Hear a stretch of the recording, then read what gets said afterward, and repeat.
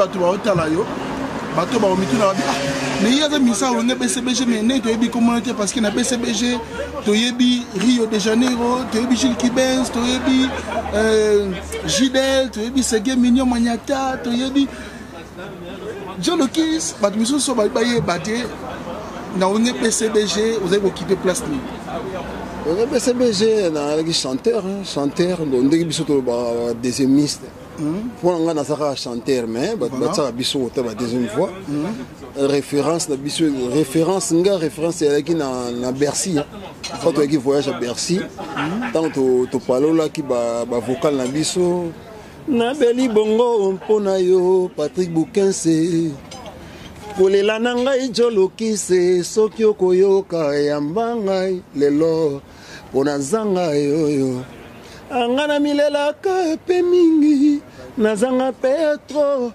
lelo nazwi mosungi nanga souverain binadama mwandambongo wana solo moko mais boza chance quand même la BCBG boya beaucoup de mbala moko concert ya Bercy hein ils ont quand même chance lo nza ba pesa chance na mutu tu katenda vieza ndengwana chance pesa la ka travail ça mais chance pe bobiso travail ça qui met toujours peu chance wana faut to bango oui toujours peu chance wana ça va parce que ça rarement un groupe mon boye mais même sous ba mise belé ndingwana ba chanter les belé ba danser les belé ba filmer belé ça peut côté monsieur ça peu chance ça la JB piano mabe sur le temps na mabinomi qui le petit concert na Bercy aller ba pipi union tout la moussia ça quand même côté wana eza eloko mo iko décourager pe sur le temps il lobi asala susu bien moko boy na ba mise musu ba koya pe sima tes ari bongo te preuve kaka lelo pe boye ba na sima na biso to monaki pe ba masa musu bazalaki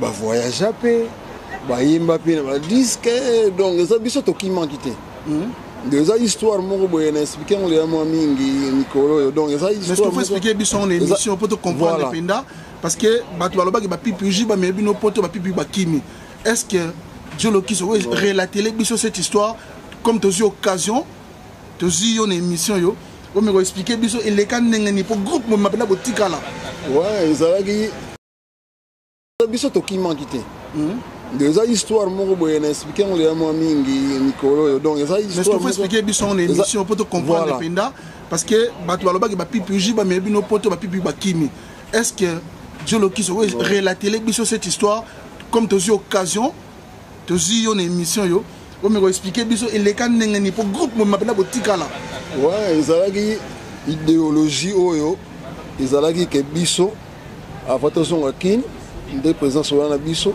to yimba banzembo na biso na disque to teki banzembo so to teka ki pe déjà to zoki là et tika le kaka to yimbango et puis to zonga na idéologie moko boye pe na kin donc présence azaki na ba boule pe pona biso président comme JB ba donc Sultan JB piana président na biso à l'époque azaki na ba idée bien pona biso alinga ki bongo sola na biso ke bongo donc tout ça calme to tsa banzemo na biso parce que et comment le rôle to comment na posa ko yimba mingi na ba concert voilà après concert il y a Bercy après Bercy voilà biso pe to comment na posa ke to yimba mingi public pe et comment na posa to na poto biso to yimba mingi président pe na mayele na ya comprendre que soki to tie pe banzembo wana pe bando beta na ba concert donc ezalaki idée bien mais ndenge ni JB azongina BCBG mais bindo ba pipi botikali c'est pour ça que to yebande ça mais ndenge ni wende yo mituni na expliquer ngaza na move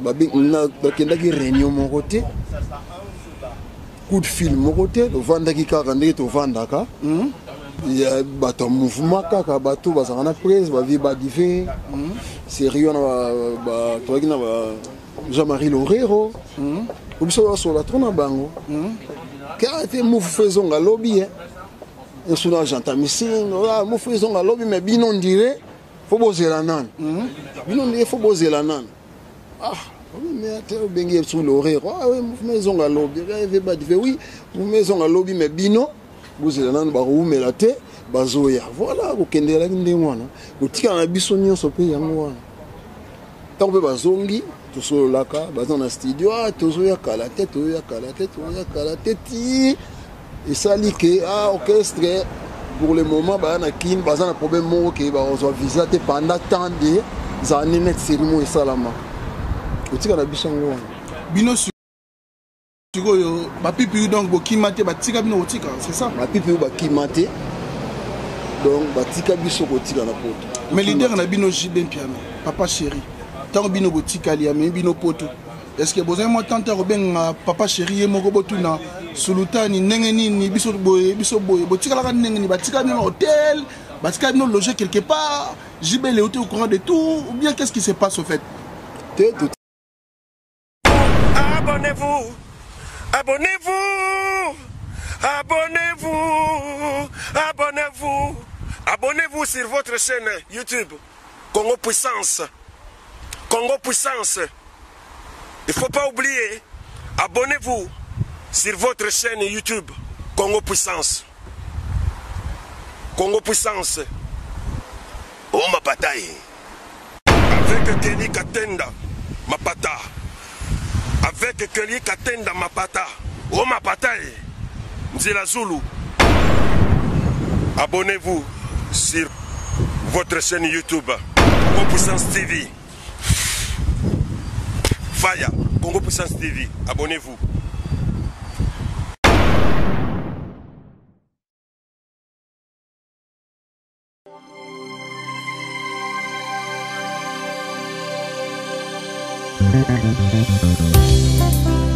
Jésus revient, alléluia. Jésus revient, alléluia. Si tu es prêt, il te prendra. Alléluia, alléluia. Si tu es prêt, il te prendra, mon frère. Si tu es prêt, il te prendra. Avec lui, tu régneras. Alléluia, alléluia. Avec lui, tu régneras. Et avec lui, tu régneras. En chantant Alléluia, Alléluia. Voilà, merci mesdames et messieurs, fidèles internautes, fidèles téléspectateurs de www.congopuissance.com. Voilà, bienvenue encore une fois de plus dans votre émission avec Kelly Katenda Mapata sur Congo Puissance Télévision. Merci de votre fidélité, merci de votre patience, merci de votre considération. Voilà, chers amis internautes, aujourd'hui, j'ai le réel plaisir de recevoir encore une fois de plus dans cette émission un artiste Joe Lokis, que nous allons partager cette très belle émission avec lui. Qui est Joe Lokis? Il va nous expliquer. Qu'est-ce qu'il fait? Il va nous expliquer. Voilà le présent, non, le passé, le présent et le futur de cet artiste Joe Lokis, à qui nous allons tous dire bonsoir Joe Lokis. Bonsoir Kelly Katenda Mapata. Bonne santé. Santé vraiment qui toko donc on monica en forme. Voilà. Ça bien. Parce que dans cette émission, on a d'abord santé à mon tour. Ouais. Et puis deuxième chose, santé artistique. Ouais, c'est ok, bien. Donc on a dans le studio. Bato balandanga na Facebook bayebi ope bazolanda biso sikoyo bayeba ki naza na studio bientôt album sikoyo te mais single moko ekobima même sukala mingi te avant na disque. D'accord. Ben studio, le problème c'est que des fois on se demande des questions.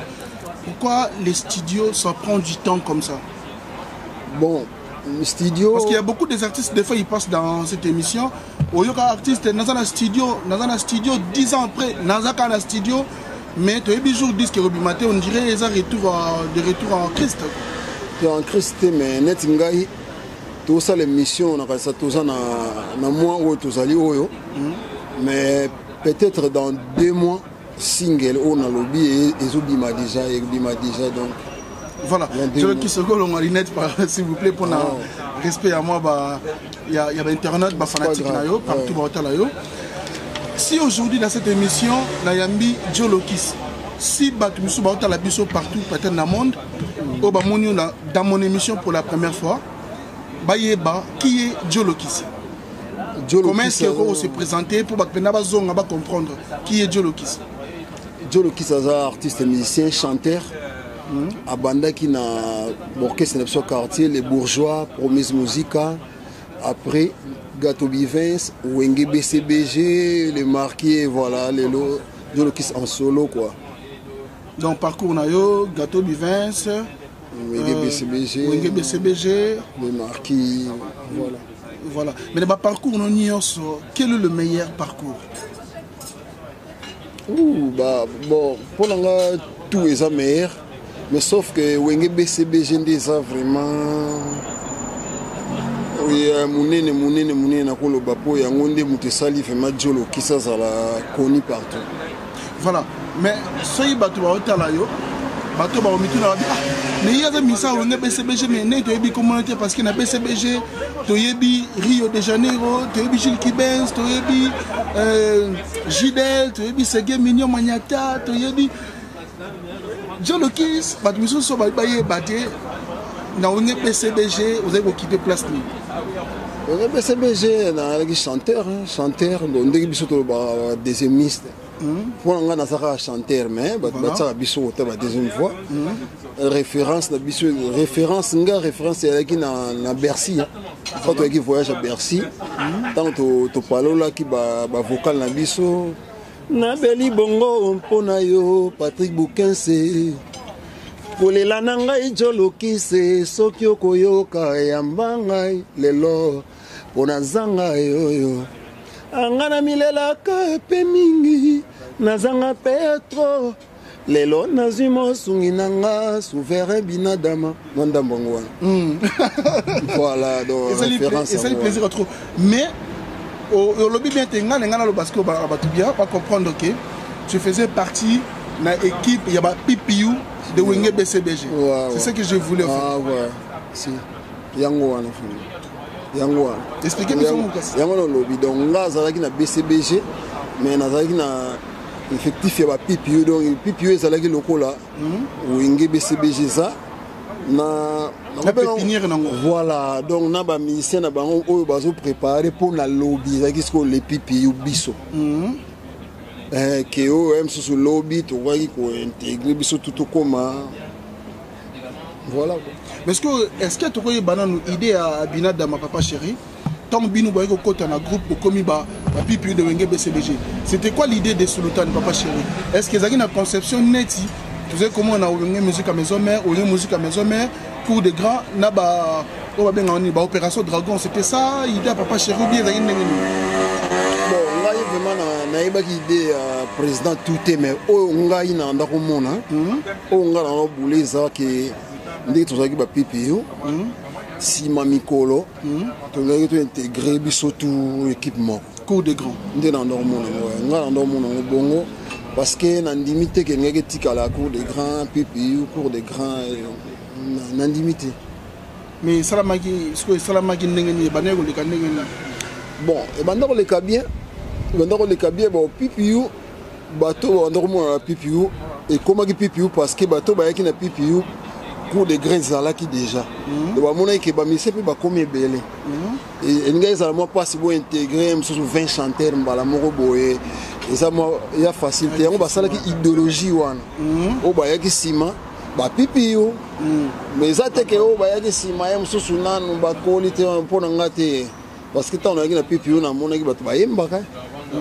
ba dolé ba la ki ba boka danger ba yondi ba te belé ba boka pe danger ndenge moko na open na mona na cour des grands d'accord c'est ça qui est idéologie voilà sikoyo intégration la bino na PPU bozaki ko servir na parce que to bana au monde na bino vous avez beaucoup plus à lever des rideaux hein ouais. Avant sur le temps maintenant équipe mais ba no benga cour des grands si ezaki bongo po choisate bino tout pour moni problème est que mon cours de grand baki na banzembo basi bayimba na studio voilà mais parce que tant banzembo wana so beta mon moto ayimba nzembo wana yimba ngo ba voyage kana studio a opé matériel oyimba ngo quand même nzembo na yimba ngo na disque comme ça wana voilà donc obligé ce que ça là que avant banzembo wana bapo banzembo wana ebandaka ni bandela concert te concert ebandaka na banzembo oyo akala msu oyo bango mpe bazalaka te batie banzembo awenge msu bafisol wana sera balema kaba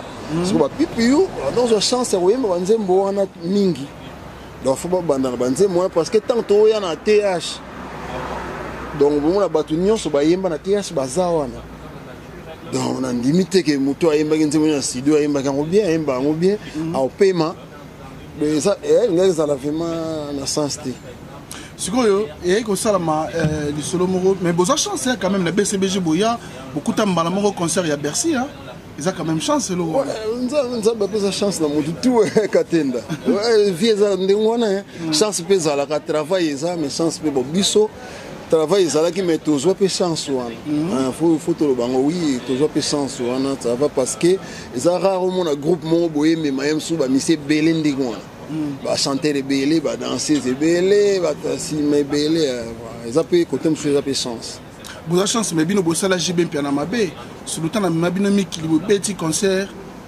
na Bercy ale bapipi nyonso tout la musi ya sasa quand même côté wana eza eloko moko décourager pe suluta ni lobi asala susu bien moko boy na ba mise misu bakoya pe sima te ezalaki bongo te preuve kaka lelo mpe boye na nsima na biso tomonaki mpe bamasa mosusu bazalaki bavoyagea mpe bayemba mpe na badiske donc eza biso tokimaki te donc eza histoire moko boye na explike yango leya mwa mingi mikolo oyo donc eza histoire faut expliquer biso na émission pour te comprendre penda parce que bato balobaki bapipi uji bameye bino poto bapipi bakimi est-ce que Dieu Lokiso relater biso cette histoire comme tozi occasion tozi yo na émission yo on me expliquer biso eleka ndenge ni pour groupe mo mapela botikala ouais ezalaki idéologie oyo ezalaki ke biso avant tozonga kini nde présence wana biso toyemba banzembo na biso na disque toteki banzembo na so totekaki mpe déjà tozwaki la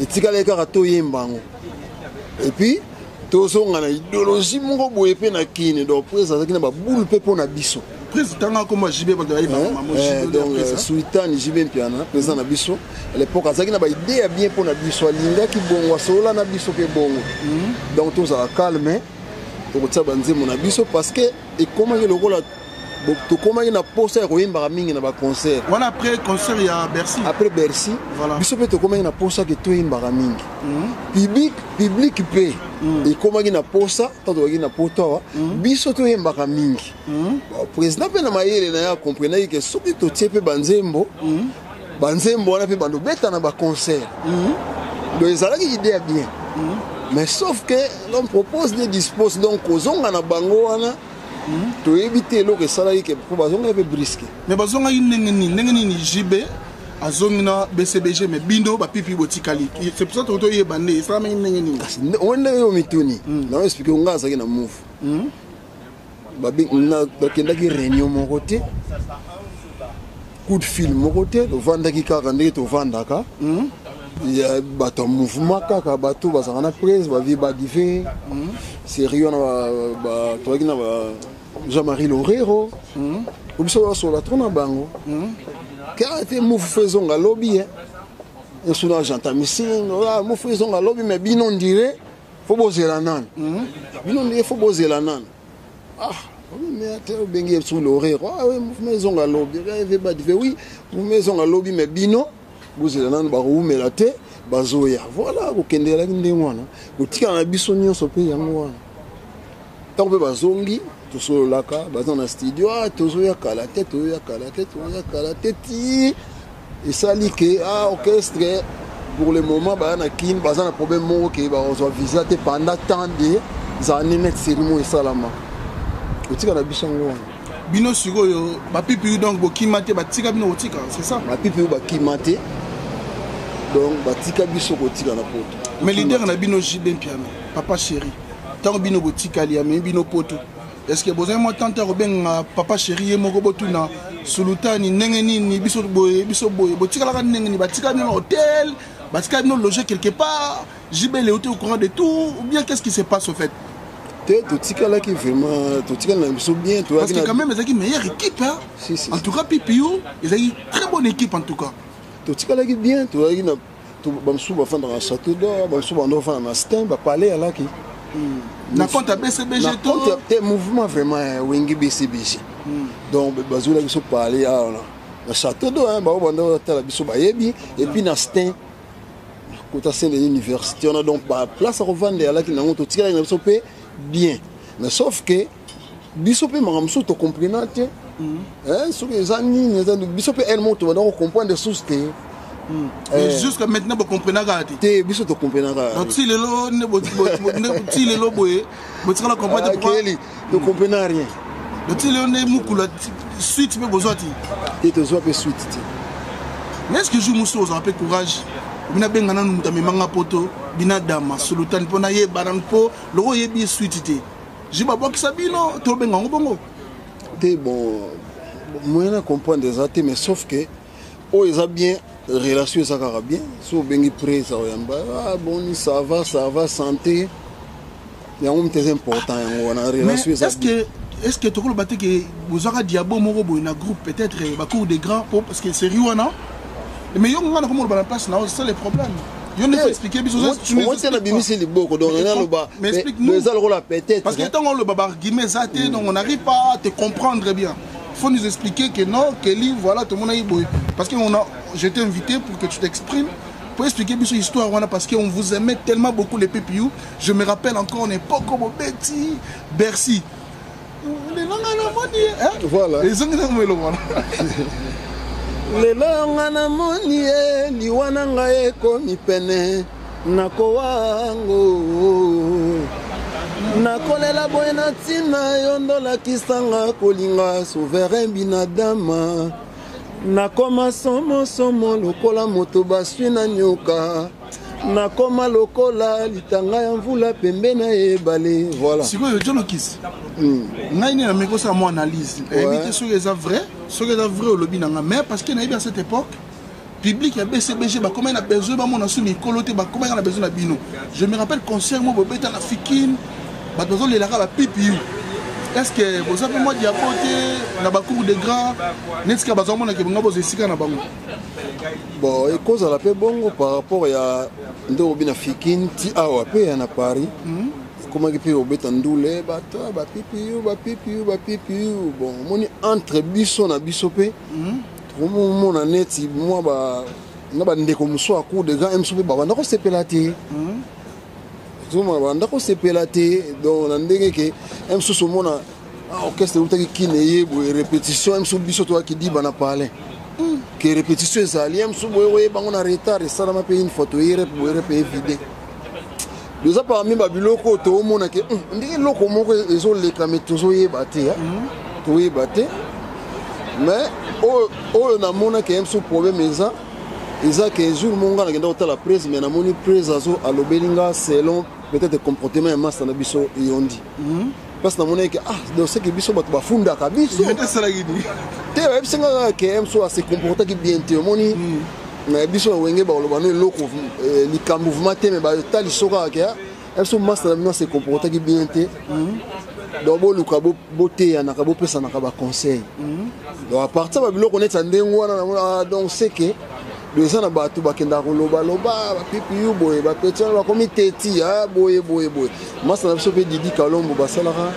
discussion na seguin na répétition à l'époque balinga ba bunda kutu comment ngene ba bunda on est parti ba biloko wana parce que zoko la biso nyonso ka ba PPU ba comité ti mais ezalaki makambo ya bango mibale tout le monde baza bango mibale ezalaki makambo na bango rien à voir msunanga na Jimmy Mbonda na ba master mususu mais ce que bandai ko lata biso ka ba comité ti voilà mais relation ya bino na ba Limpela ba Tutu Kaluji ba Gilles Kibens ba Jidel ba Saingenge ba mbaki bino nde nto bino boye wa tanto na kin wana kin tanto boye wana bango ba mbaki bino nde bon ngata na yaki na mouvement normal hein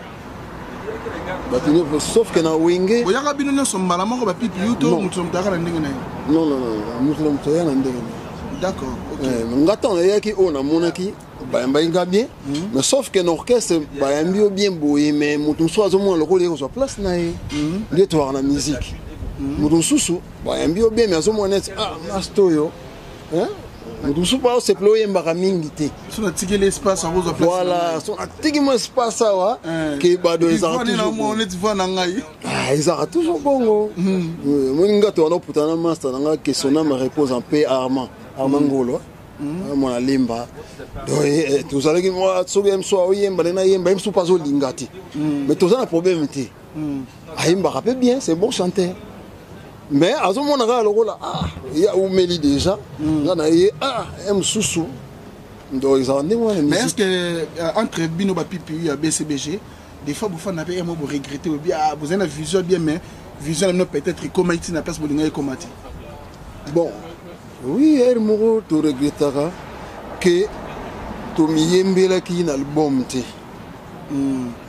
oui parce que banzembo to soit qui détara soit qui de mbongo mutu to répéter banzembo na poto mais le bimate ingé ça la empreinte de susu ya bien surtout yemba ki sur album ingé ça la susu bien mais qu'on regrettait ma casse bon et là monsieur ça la même chose singa que ça la bon simplement on regretter mais si après ma pipi ba ko sangana bo sagi moi pas là qui m'ouvre ouais tout ça qui single là so wanted et que n'a qui veut bien mettre on peut bandouler ba LST ba province partout to jouer là on peut ba mbongo ça va parce que intapé pipi yongo pe danger maman on va parce que intapé bo tikali bana mawa mais Bino pipi yususu. Ya facile. Moi na benana. Ça facilité. Bon on est wana siko to za biso moko. Voilà.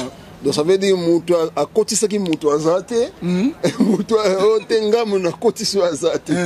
Donc voilà donc ça qui facilité. Ne bandi les ala qui n'ont bien mais après moi ba guerre mike que au mona mutu so azomona lokola so lobi na azomona neta yo zomona neta yo leader wa mso wa mona neta yo zo lobondire voilà yo leader bego panzana après bon nga kute panzana ngina nutemi nga na longwa ki na kele marque d'accord sigo donc pendant pipi ezala ki les marques peut se créer donc tant les marques ba faire voilà ba faire bill qui ton JDT voilà donc ngai avant les marquer ça ouais qui déjà donc au tika na pipi yo là qui jour na sola qui na fait voilà et ça ce que les marquer ça mais ce que intégration les marquer là indien bon et ça là qui jour moko boye na qui na brochant c'est Mazaki Watunda que je salue ma grande surprise na Chitani Ferregola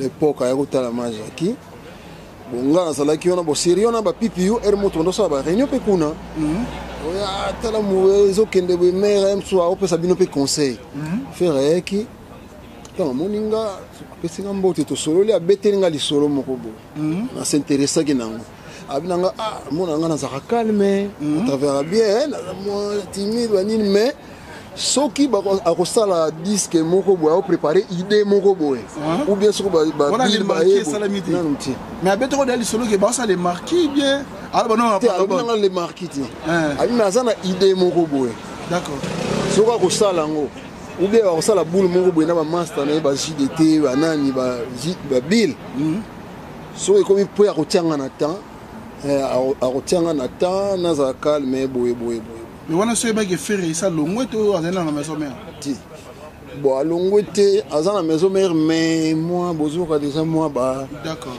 on a orchestre à Londres voilà OK bon ya ki makam nai on a évité mais bozoka déjà que on dirait abete nga li solo wana bon na qui intéressé na mona c'est le moment voilà na ba master na biso pipi mikolo yo na tikana voilà atika na ngapi ba master na vandi na ngapi tango pe faire mona ke ba master na e ba oya kalate ba na mona pe ki bosto na sala nga signe tu vas faire boy yo foya faut bo répéter japonaise boy bill ba oya emsu dans 2 jours ba out à Londres voilà c'est bon entama bill baye mouvement bandi voilà mouvement bandi mbalamo avant il y a déjà côté biso to solo qui et to répéter qui déjà na faire japonais sur les marquis vocal nous remen nzemoni nga les marquis disque liboso nalingaki mpe natia nzembo ndenge basololaki na ngai mais après eza mosusu ebanda koleka na sepelaki nango te ngai alongo avant studio ebanda d'accord ngai nayaki kozonga le marquis ntango fere bakei ekini na bile totikaki na JDT eluka makambo ntango nayotia siko baempreinte na ngai na diske amour onyokolinga lelo oyo olobaki na ngai tolingana lelo ekomi ya koboyana nakoka te motema emesana se kozela bajetemo ya lokuta ata naleli na motema na bolingo yanke azali te yo nde suka ya bisanga kinwani nakoluka alidefse chacho mbala Jo Tribiani Bobo mais son Nabia Dieu le kiss ndenge ngena kata les marquis on a parce que yo le rose na kata boîte on te commettre ce moment vérité qui était vraiment les rois marquis le roi marquis ndenge nana da yibi nana dirigeant bon les marquis vraiment bango trois baza avec le roi a trois présidents JDT Bill et puis Ferry ils arrivent maintenant ezalaki ndenge wana mais sauf que na répétition na ndako mona Bill azalaki très actif oui na chant faire et pas azalaki mais Bill azalaki vraiment trop bika ndenge azalaka tout ça mais en tout cas bazalaki à même pied d'égalité d'accord mais japonais azalaki mingi côté artistique d'accord voilà mais ça se voyait qu'il y a trois bateaux, vraiment président, bango trois. Que ce interpréteur, ce albino qui est à côté, faire un capé. Voilà. Oui. De photos, ça va venir ça. C'est un mouvement là bas. Mais les paroles de l'immiscible dans la zone question moko. Ceux qui les lots par exemple, Sultani, Jibaota la yoboy. Ceux qui n'ont pas posé la qui peut kuna. Parce que le baloba qui a un message BCBG.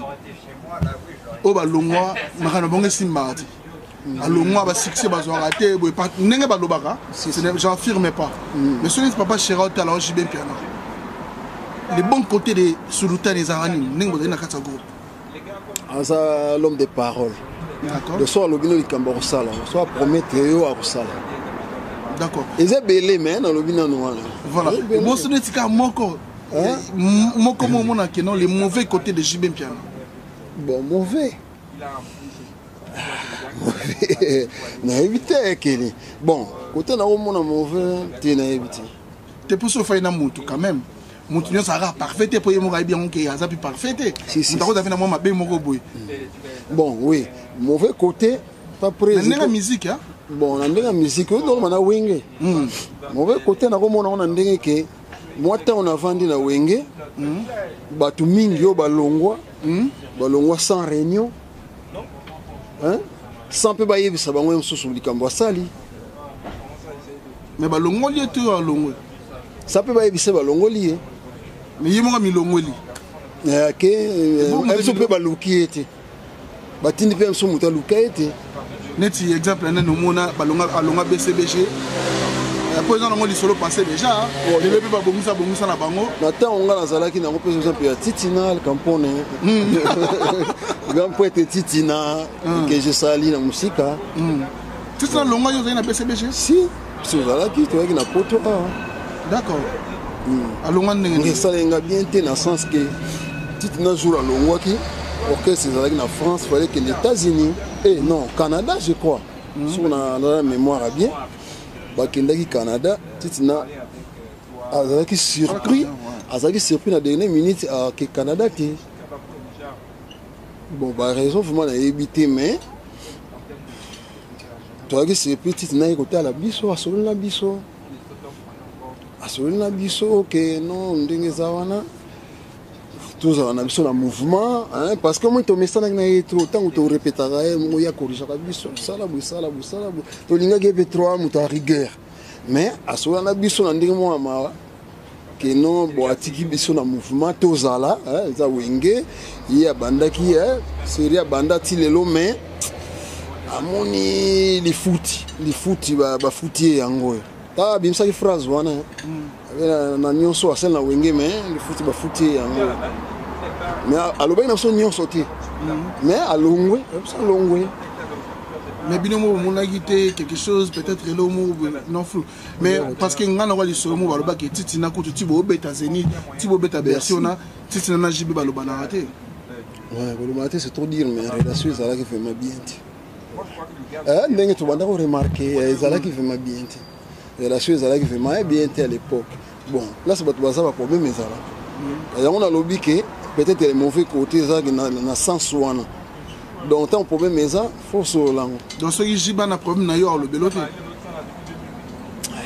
si on veut comprendre voilà et Nathan on avait na wenge na mona kaka mona mutazo mitungisa azo yeba te asali nini boye sko eloko wana ya moi genre d'accord très bien merci beaucoup Jolokis toujours développé kaka mais siko d'après tant beaucoup les marquis après le commandage de télévision j'ai été boule na boso le cœur ça même qui tabaki ton nengeni ouais bon et comment qui bon on est bandé les avec non tout ça na no eluka makam voilà tout le monde kenza mon simbi idée comment qui bon ouais qui a to kene na mouvement ti Kinshasa pe mais en attendant le roi maquillé moko akende nanu ametize terrain bon nze mon ça succès afungola nanu makambo zo mona voilà idée a bon mais après il y a qui changer mais après il changer muto comme bouler ndengene. Voilà, merci beaucoup Jolokis, nous développons donc tu témoin nous avons avancé mais parlez est-ce que tu peux maintenant nous parler de l'évolution de ton album aux à préparer parce que quand même tant on bête les biso ba solo voko na cha c'est vrai que ils ont ça moi pour ça que to yoka lisusu to yoka penda siko yo to yoka œuvre na yo moko travailler par toi-même c'est toujours important et aujourd'hui ça fait toujours plaisir parce que tu fais toujours l'honneur hein? Il y a des artistes qui travaillent dans Bango, tout ça, mais on attend l'album pour quand? Bon, album vraiment, date précise, mais single. D'accord. Single, donc maxi single, il y a 3 titres. Ça, donc, photos et langue avant fin de l'année. Vous allez faire bien. Avant fin de l'année. Tu as comme bon nom déjà? Bon, raison. Raison. Ouais. Pourquoi tu as raison? Qui va te donner raison? Mais là, voilà, raison. Donc, on peut s'en raison parce que tu as trop. Je suis travail et je suis boy. Je suis raison. Et ça, on a showroom.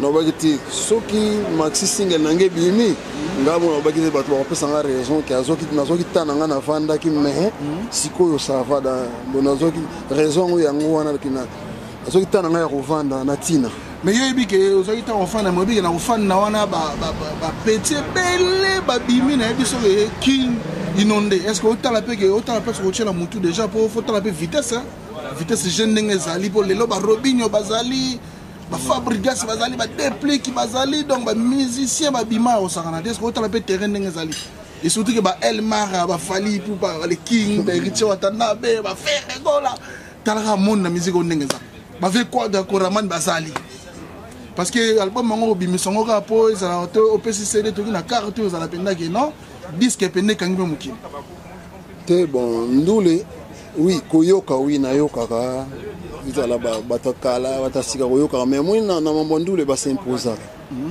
ndule faut s'imposer osali boulot na opposant na kondima o s'imposer donc ndule la cause mais so ça vraiment muta boulot o s'imposer na donc on a peur au vendre payer pas yo ka monique oh vraiment et c'est des arrendés wandu les tambola bon donc faut s'imposer quand d'accord ok bon nous ce qu'on peut dire te souhaiter la bonne chance te jeter la fleur parce que c'est vrai que nous soutenons les artistes aujourd'hui et to lingi pena musique na biso za net ndenge to misana za la chance na mutunu surtout donc mais sortie nango vous avez prévu pour quand?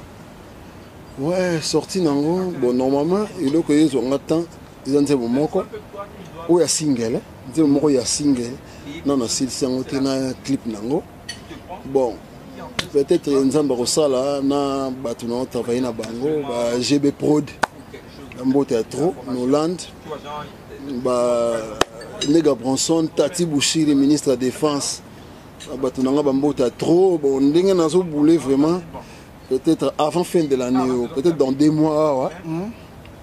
Annonce pe ça ma ba au moins on peut sur na site na eli katenda mapata vraiment au panza sango que même dans 2 mois vous vraiment sortir single à Jolokis. Voilà, merci beaucoup Jolokis.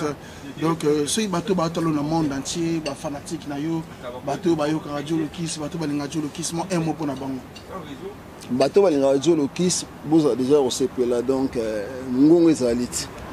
Ngongo ezali boyo kango siko na ba melope ya mikolo unga muna créer ndenge na oyembela na banzemo na oyemba na yebiki ba osepela ba sepela ba yebisa nga déjà ki to sepela no ndenge oyemba quand même nga moko bena na ya siko na yebiki ezala susu ba susu tuzana na Hollande tuzana na Hollande to fani mena obetela ngaso guitar voilà ya guitar bena ya live na yo ka boy na kata Hollande na kata Rota Rotterdam, on a pas dit Hollandais noir. Si. Dino c'est le Hollandais noir. Dino c'est le Hollandais noir. La personne mota trop. Nabi que ils aient mbang ah Dino c'est les garçons gentils. Mbota trop nabi na se rappeler les sous très bien. Mais na obeta tout aux aspects n'inga calme n'inga posé et ça c'est bien. Merci beaucoup Jolokis. Un dernier mot pour toi Kabana on a battu tout ba la biso. Ouais. On peut faire avant-dernier mot. Salutations. Et quand on a un bon dernier mot, on a papier les rois carte illimitée formé la souka mota trop. On a si venanga mambo massi à solution Galaxy mambo salutations trop et puis sans oublier Zabra Luku Sawazabanga Wabankulu les réalisateurs de Congo Puissance. Abiyo de Fatih. Talara bela mayelo ala ngo petit nangai. Manakini timikili de Fatih. On a appelé Lorba quoi, Madame Jogo donc Moutima ya Gelor Kanga. On a appelé si Vienangai Flavien Kibeti na Paris et 10 ans. Ba côté on a JP Fumu Zaman Gloire Mwanza na Bruxelles. Donc bamboti ya troso na zongi susu kotoyo. Nazomona vraiment yemoko donc Gilles Kinga sous la mode Ngambe donc bambote ya trop studio ngoyo studio zawa musale salama bo soutenir artiste na bino mona koloba pona bino boyebi ngana mutabankunga mutabampema boye baraki bulongo ekoli susu donc kala mingi te toza osepela sans oublier maman na Cameroun Patricia Chibala maman na Owen na Pointar kuna na Bosanité Roger Bouchiri. Merci beaucoup Jolokis. Chef d'entreprise. Merci beaucoup en tout cas, merci fidèles téléspectateurs. Merci très chers amis internautes de nous avoir suivis dans cette émission sur Congo Puissance Télévision. Merci de votre fidélité. Bon séjour à toi mon ami personnel Eric Poikaza de Kinshasa. Bon séjour donc aux États-Unis à Kinshasa na Minetoyo. Eric Poikaza dit merci à France. Personne non grata aux États-Unis, salutations à toi. Merci na Batunio surtout pour Ndabi Sopenda. Papé les rois carte illimitée, formule souka, formule magique, babiosa bilanga héros. Salutations. Restez connectés et branchés sur Congo Puissance Télévision. Abonnez-vous massivement. Je dis un grand merci à Wadon Fumu, Wadon Fumu. Babi les silencieux, les boss silencieux. Wadon Fumu, salutations à yo. Merci na Guy Foukianzi, les cadets de Paris. Modé Maedi Chakalambi. Guy Foukianzi, les cadets de Paris, Bandalou, merci Bandimayo, Motemaya, Dishan Kalambi, salutations à Binoni surtout. Merci pour vos soutiens. Connectez-vous sur notre chaîne YouTube Congo Puissance Télévision. Merci, il était là avec nous, il s'appelle Jolokis. Ouais. Quant à nous, on vous dit bye bye et à bientôt.